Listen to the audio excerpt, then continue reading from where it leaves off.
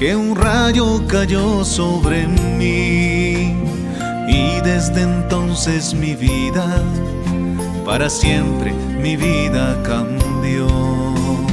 Pude escuchar claramente una voz que me dijo: ¿por qué?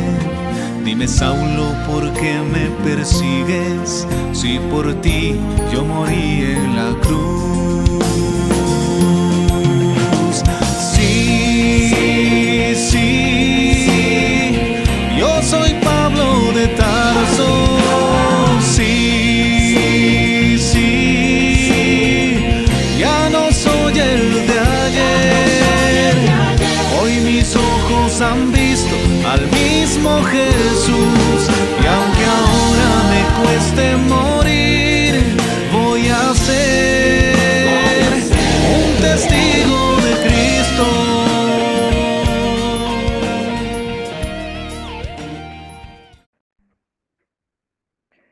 Paz y bien, hermanos. La enseñanza de hoy día viernes de perseverancia trata de la conversión de San Pablo. ¿Sabías, hermano, qué fue lo que evidenció la conversión de Saulo? El apóstol Pablo, antes de su conversión, era un perseguidor de los cristianos, más conocidos como los seguidores de Jesús. El libro de los Hechos de los Apóstoles relata la dramática conversión de Saulo, quien perseguía a los del camino, pues no creía él en Jesucristo hasta que se le apareció resucitado, ya que Saulo estaba seguro o convencido de ser la mano justiciera de Dios. Mientras viajaba a Damasco con intenciones de arrestar a los seguidores de Jesús, una luz celestial lo rodeó, haciéndolo caer al suelo. Una voz poderosa lo llamó por su nombre y le dijo: Saulo, Saulo, ¿por qué me persigues? Confundido y atónito preguntó: ¿quién eres, Señor? Y la voz le reveló la verdad: yo soy Jesús, a quien tú persigues. Después de este encuentro, la luz cegadora desapareció y Saulo quedó ciego, y sus compañeros lo tuvieron que llevar de la mano a Damasco, donde pasó 3 días sin ver, ayunando y orando. Este periodo de ceguera simboliza la transformación que Dios estaba realizando en su vida, llevándolo de la oscuridad espiritual a la luz de la fe en Cristo. Dios envió a Ananías, un discípulo en Damasco, para que orara por Saulo. Y a pesar de sus dudas, Ananías obedeció, y al imponerle las manos, Saulo recuperó la vista, y al momento se le cayeron de los ojos como escamas. Fue lleno del Espíritu Santo y bautizado, y desde entonces comenzó a predicar que Jesús era el Hijo de Dios, sorprendiendo a todos por su radical transformación.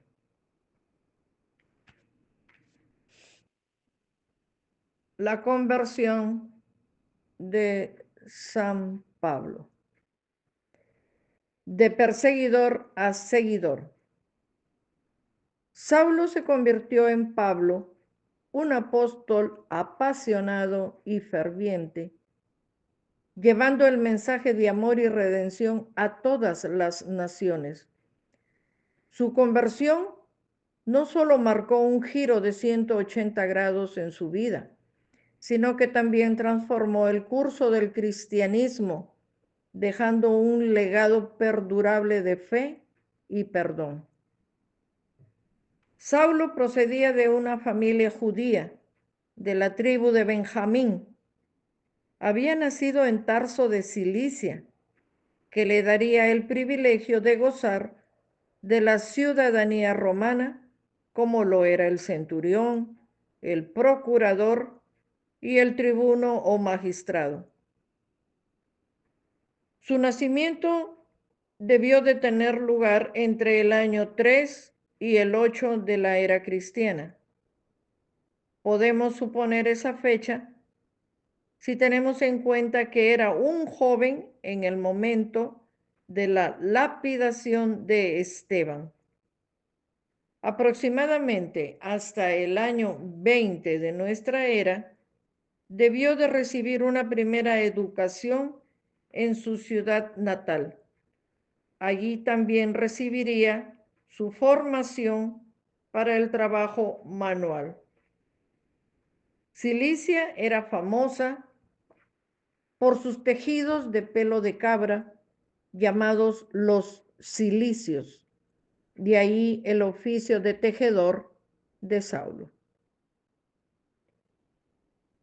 Saulo era bajo de estatura, espaldas anchas, cojeaba algo, pero fuerte y macizo como un tronco. Un rictus tenía que le hacía fanático. Conocía los manuscritos viejos, escritos con signos que a los griegos y a los romanos les parecían garabatos difíciles de entender, pero que encerraban toda la sabiduría y la razón de ser de un pueblo. A los 18 años se fue a Jerusalén para aprender las cosas del judío verdadero, las de la ley patria, la razón de las costumbres. Ansiaba profundizar en la historia del pueblo y en su culto.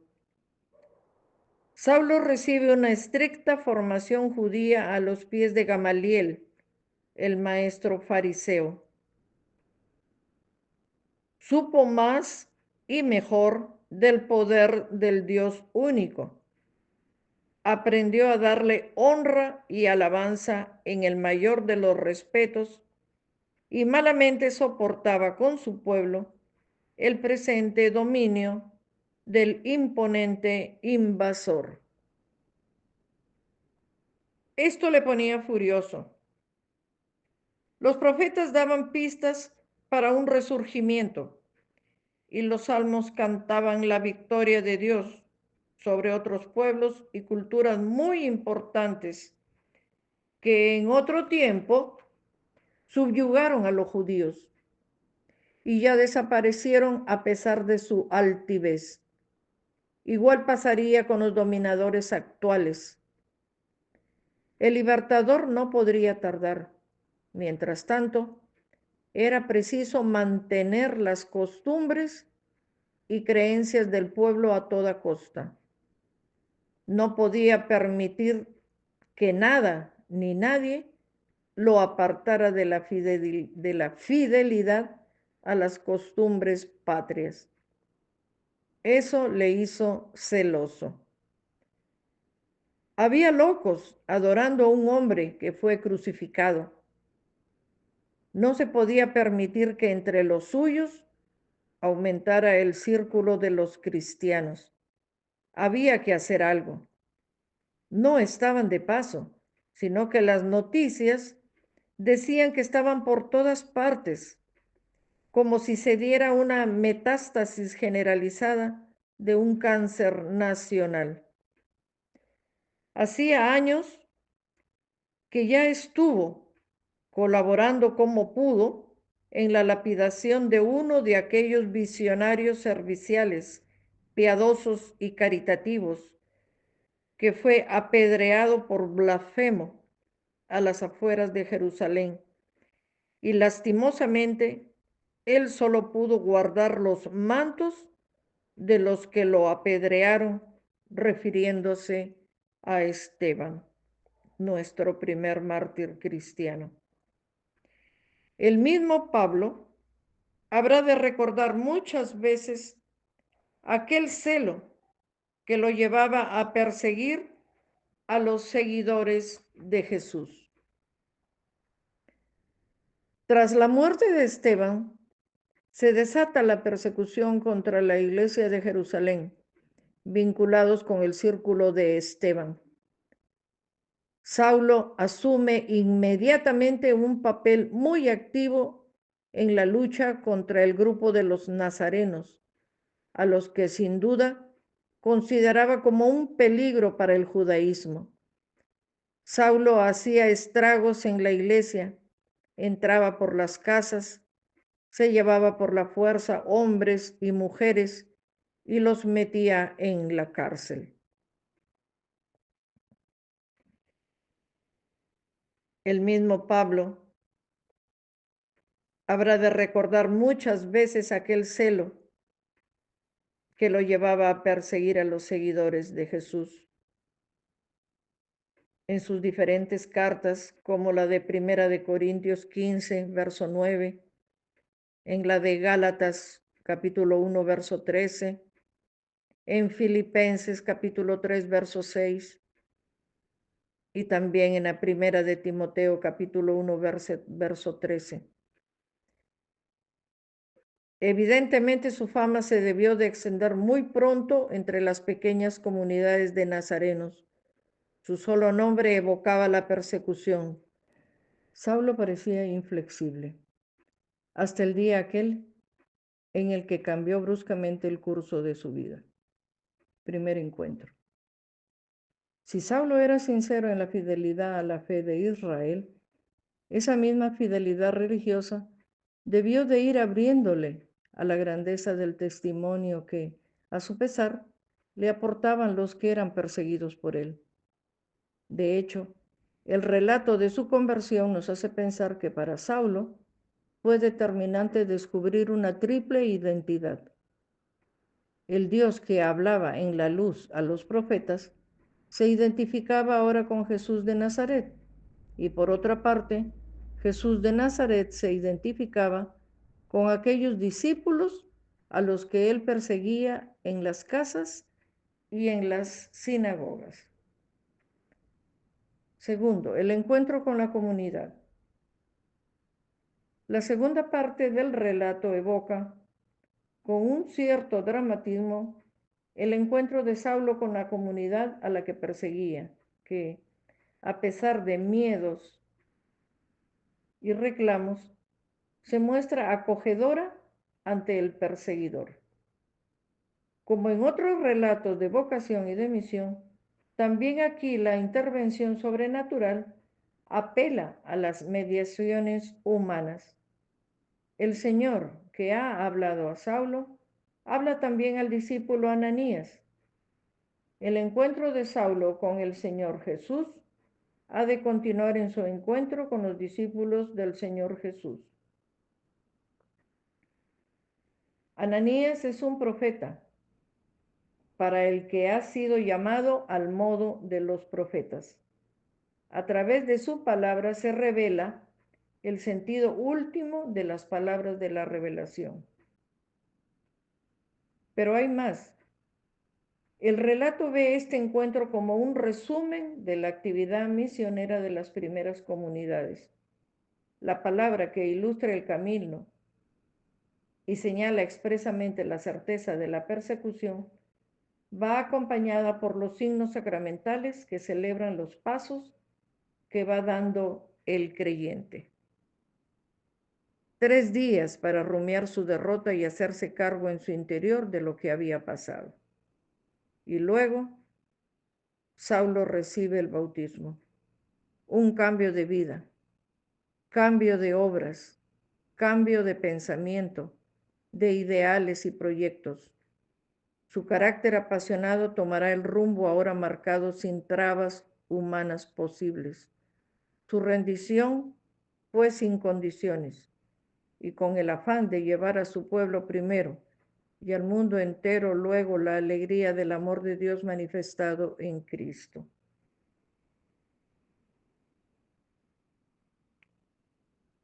La sencilla observación sobre el alimento y las fuerzas recobradas evoca el ayuno ritual de los catecúmenos. pero también las narraciones de los resucitados que volvían a la vida, como la hija de Jairo. Para Saulo, en efecto, ha comenzado una nueva vida.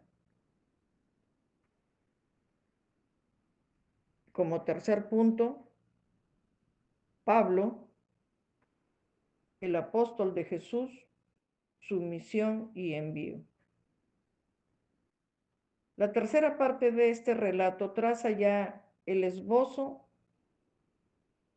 de la actividad misionera del apóstol.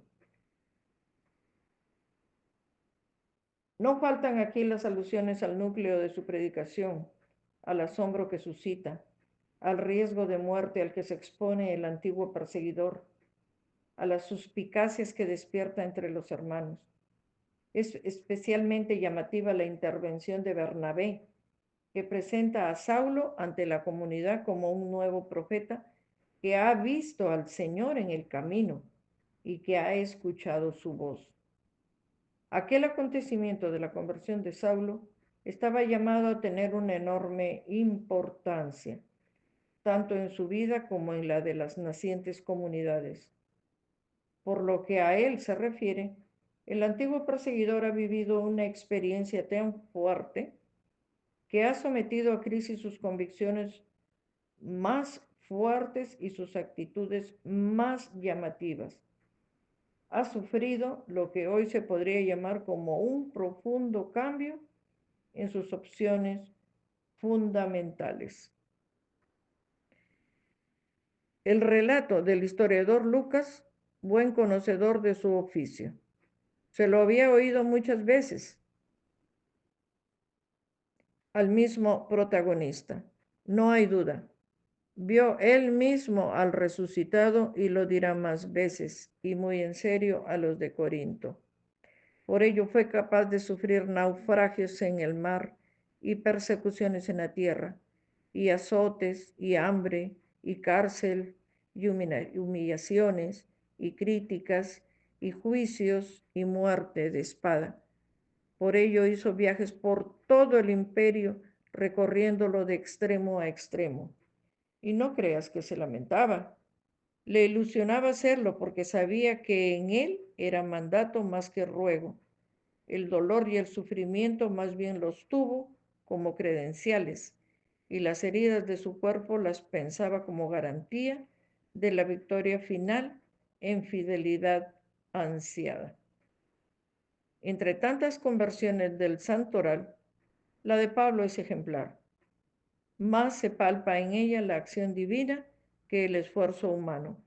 Además, enseña las insospechadas consecuencias que trae consigo una conversión de raíz.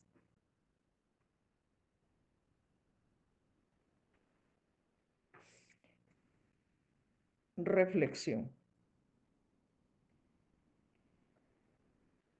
La gracia de Dios puede transformar incluso a los más rebeldes en los más fervientes defensores.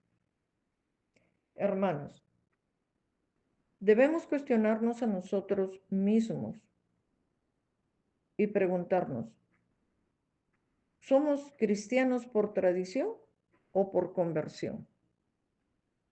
Porque en primer lugar, sin una conversión, se vive en una mentira.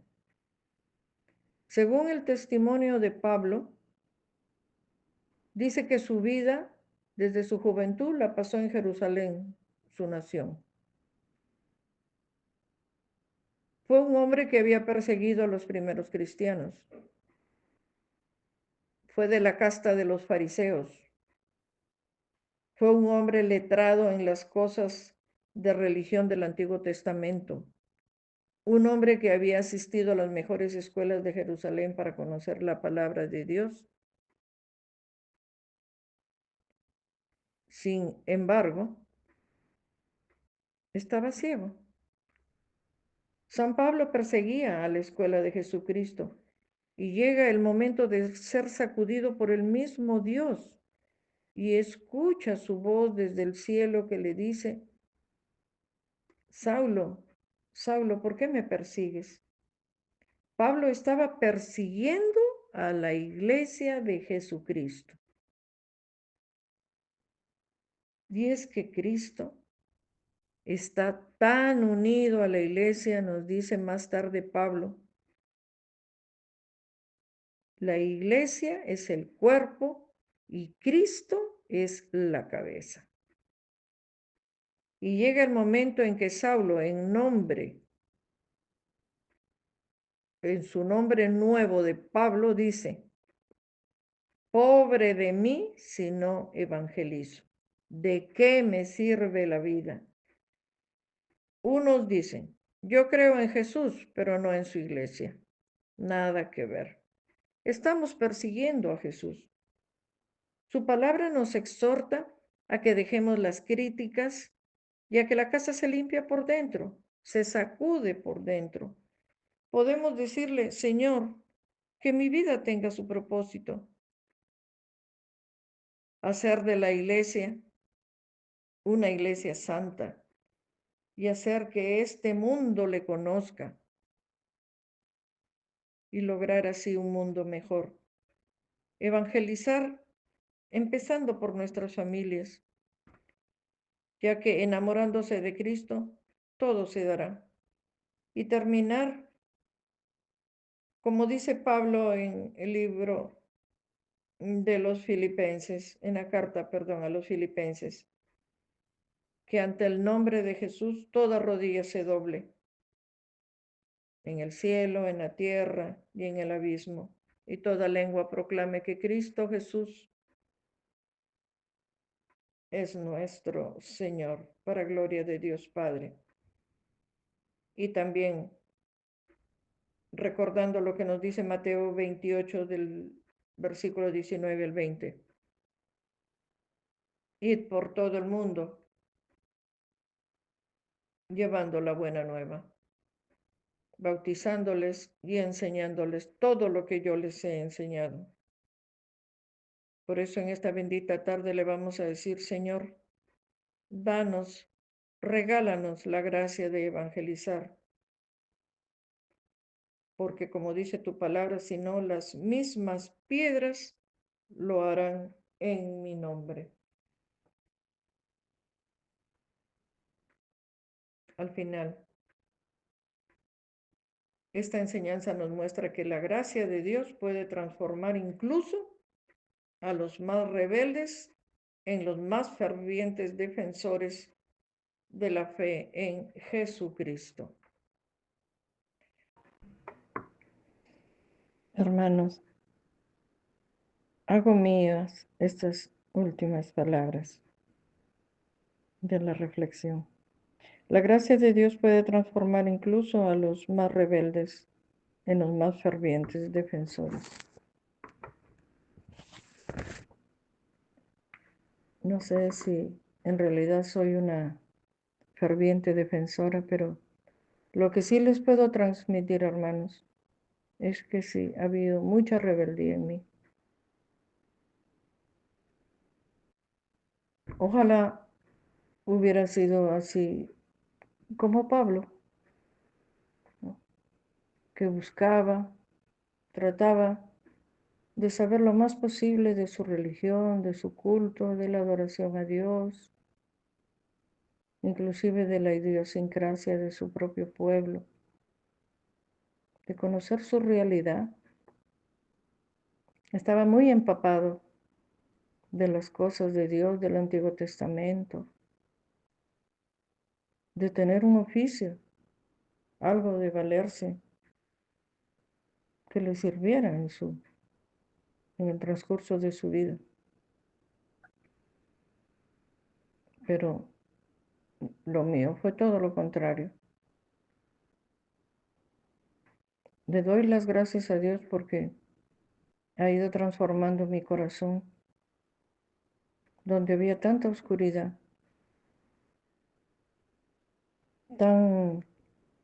un testimonio o una vida tan oscura. Le digo yo oscura porque me parecía que andaba en un túnel donde no lograba encontrar la luz de Cristo,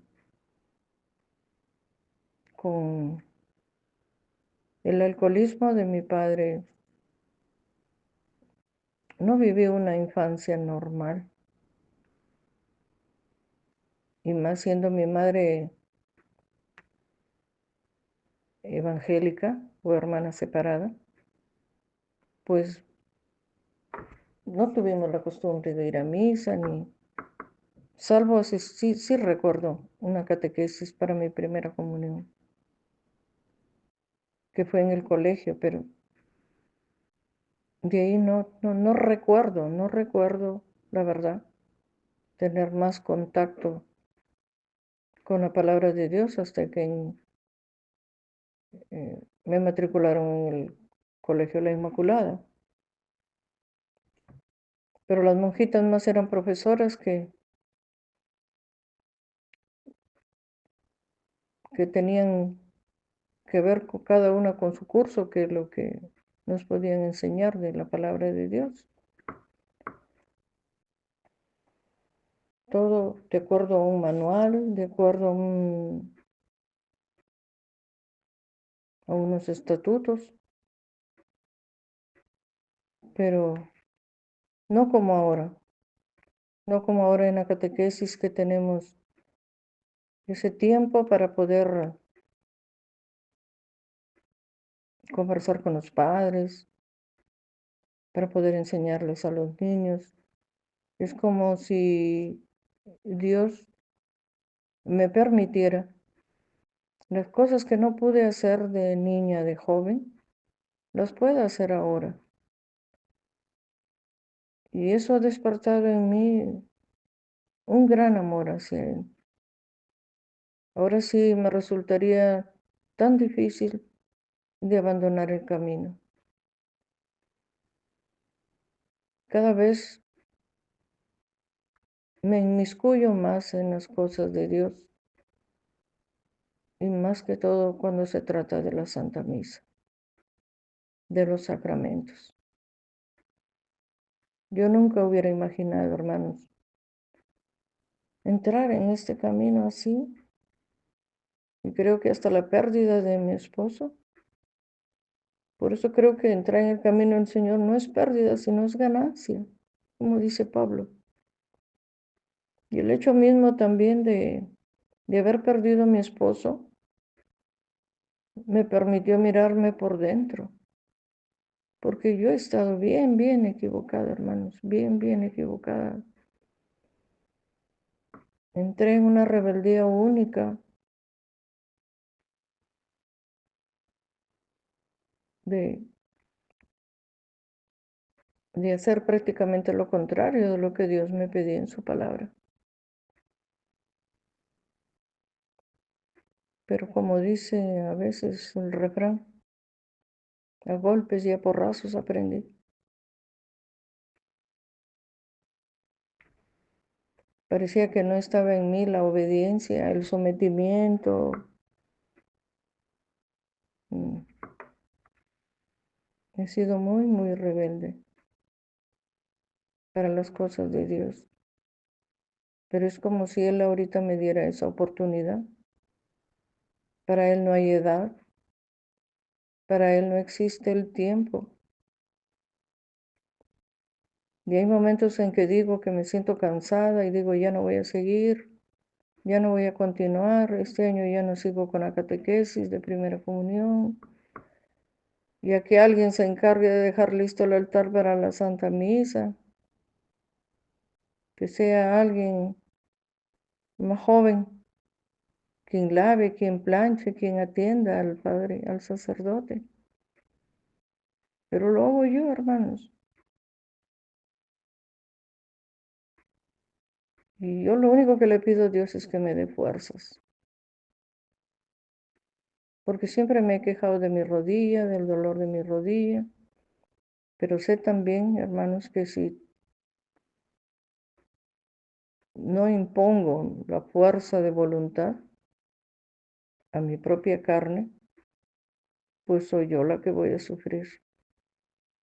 Si antes no pude controlar mis apetitos, lo que la carne me pedía, ahora lucho por hacerlo.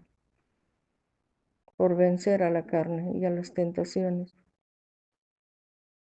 Caídas tengo, pero siempre recurro al sacramento de la confesión, a la comunión.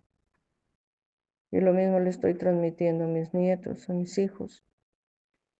Aunque no todos, de mis 5 hijos, no todos están en el camino. Por el trabajo, por ciertas situaciones, pero no dejo de orar, porque sé que la oración es la debilidad de Dios. Y Él sabe cuando un corazón es sincero. Él sabe cuando uno tiene la necesidad de cambiar, no con nuestras propias fuerzas humanas, sino con su ayuda. Y este año del jubileo, esas puertas que se abren, es Dios mismo quien viene a nuestro encuentro como lo hizo con Pablo.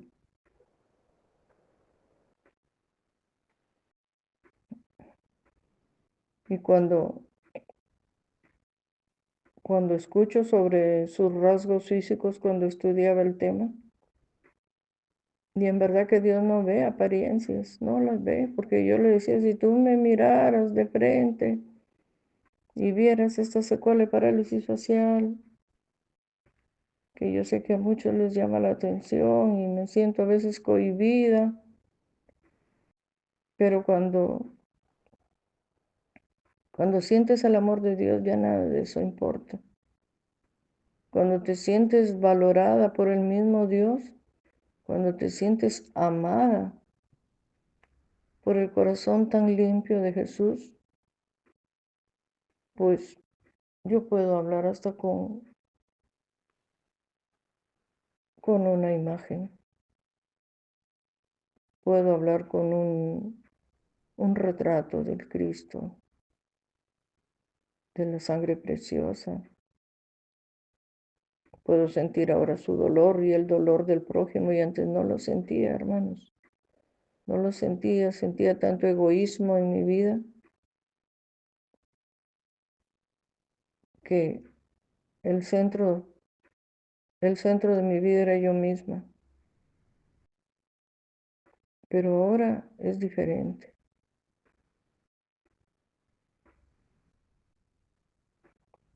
Ahora me siento valorada. Muchas veces sí he sido criticada, sí, pero dentro de la crítica también dice que, como dice Martín Valverde, es bueno a veces ser criticado, porque en ello ves tus defectos. Lo que uno no quiere ver o no desea ver, otros lo ven. Entonces, eso me ha servido también para irme mirando por dentro, para limpiar mi casa desde dentro. Lo que menos he podido controlar ha sido la ira. Ese ha sido mi defecto más grande, el creerme mejor que los demás, el que no me equivocaba, el que siempre tenía la razón. Pero me he caído muchas veces. Me he caído muchas veces por no saber escuchar a mi corazón. Más era razón y razón de creer tener la razón, pero no sabía escuchar a Dios. Y ahora lo que siempre viene a mi mente son las palabras del Señor cuando dice, haz con el otro como quisieras que hagan contigo. Haz con el otro como quisieras que hagan contigo. Y eso me ha ayudado bastante a mejorar mi carácter, a mirarme primero a mí antes de ver a los demás. Y me ayudó bastante también a controlar la ira, a buscar la humildad.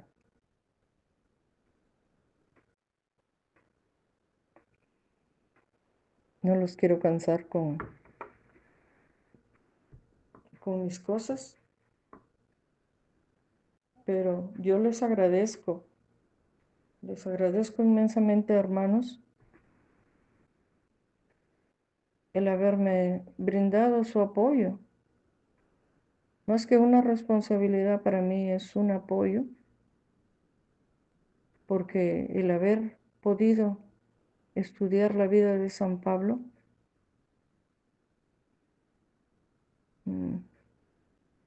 es algo muy grande. Es un apóstol muy grande, porque cumplió a cabalidad su trabajo. Nunca pensó en él ni en los peligros que tendría que atravesar para cumplir con su misión, y lo hizo. Y recibió con alegría la muerte, porque le esperaba la corona de la victoria. Y así quisiera yo tener ese valor. Quisiera vivir con esa esperanza así siempre puesta en Dios y en sus proyectos para mi vida y la vida de mis hijos. Más pienso ahora en mis hijos, en mis nietos, que en mí misma. Y eso se lo debo a Dios y a las personas que he puesto a mi alrededor, y el que ustedes me hayan aceptado en este bendito grupo de oración, renovados en el Espíritu, porque los siento como mis hermanos, los siento como un gran apoyo, porque podemos orar unos por otros y porque la sangre de Cristo nos cubre, nos protege y nos limpia de todo mal. Bendito y alabado sea por siempre el Señor. Benditos también sean ustedes, hermanos.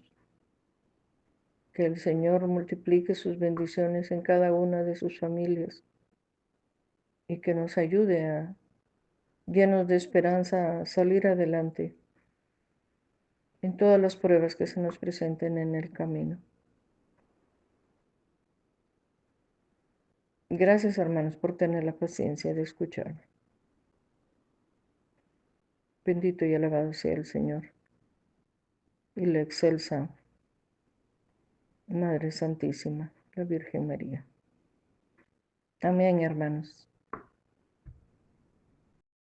Que este compartir sea para la mayor gloria y alabanza de nuestro Señor Jesucristo. Gloria a ti, Señor Jesús. Alabado seas, Jesucristo. Paz y bien, hermanos. Bendita tarde. Bendecida tarde.